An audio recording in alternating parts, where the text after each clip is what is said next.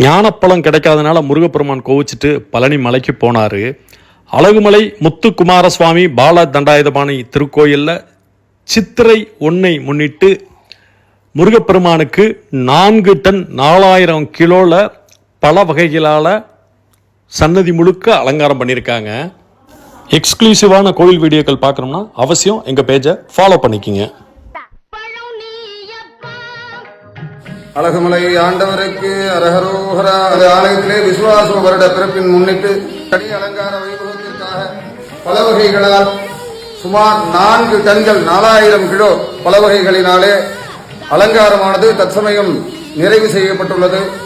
நாளை காலை அபிஷேக ஆராதனைகளை நடைபெற்று 4 டன் பழங்களிலே அவ்வகைகளிலே ஆப்பிள், ஆரஞ்சு, சாத்துக்குடி, மாதுளை, சப்போட்டா, வெள்ளரி பிஞ்சு, வெள்ளரி பழம், கிரீன் ஆப்பிள் முதலான அனைத்து வகையான பல வகைகளினாலே அலங்காரமானது தற்சமயம் நிறைவு பெற்று நாளை காலை மூலஸ்தானத்திலே இருக்கக்கூடிய எம்பெருமானுக்கு மகா அபிஷேகம், காவடி அபிஷேகமானது செய்விக்கப்பட்டு தங்க கவச அலங்காரமானது செய்விக்கப்பட்டு தொடர்ந்து மகா தீபாராதனையானது நடைபெற்று வந்திருக்கக்கூடியதான அனைத்து பக்தகோடி பெருமக்களுக்கும் அனைவருக்கும் நெல்லிக்கனி, பெருநெல்லிக்கனி பிரசாதமானது வழங்கப்பட்டு அடிவார ஐயா அவர்கள் மண்டபத்திலே அனைவருக்கும் திரு அன்னதானமானது மாலை வரை நடைபெறும்.